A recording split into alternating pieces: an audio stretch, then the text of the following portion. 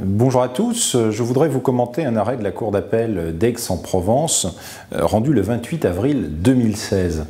Il s'agit de la prononcée d'une nullité d'un contrat de licence de marque au motif que la société de l'affilié à ce réseau n'existait pas, n'avait pas de personnalité morale au moment où elle a signé le contrat.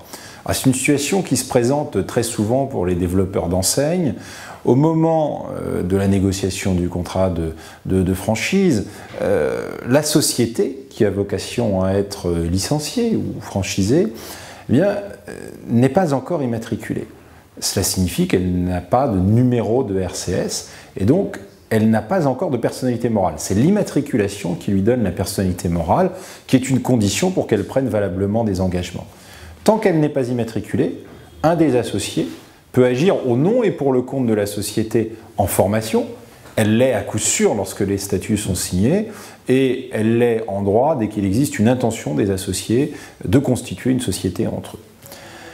Donc, si cette personne agit au nom et pour le compte de la société en formation, eh bien, dans ce cas, pas de difficulté, l'engagement peut être repris par la société de manière automatique à l'immatriculation, dès lors que la signature de cet engagement est bien listée dans un état des actes de la période de formation annexé au statut.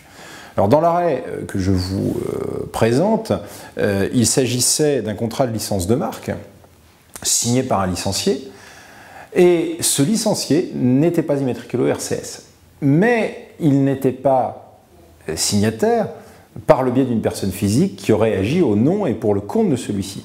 Le licencié signait lui-même directement sans qu'une personne physique n'agisse au nom et pour son compte dans la perspective d'une reprise de cet acte de la période de formation. Le licencié ne paye pas ses redevances, donc le concédant de la marque l'assigne devant la juridiction du premier degré pour obtenir un titre de créance.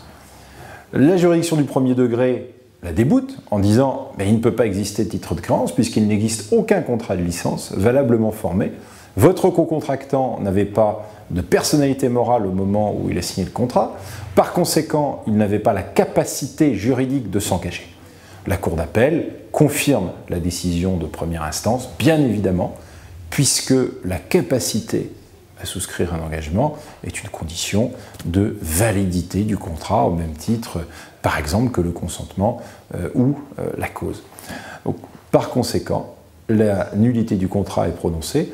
Cette décision invite tous les développeurs d'enseignes à être extrêmement vigilants lorsqu'ils n'ont pas affaire à une société existante pour signer un contrat de franchise, un contrat de licence, ou un contrat de concession, et à respecter le formalisme qui s'attache aux actes de la période de formation, c'est-à-dire à exiger de leurs candidats qu'ils agissent au nom et pour le compte de la période de formation et qu'ils vérifient bien si les statuts comportent la mention du contrat d'enseigne qui est à conclure.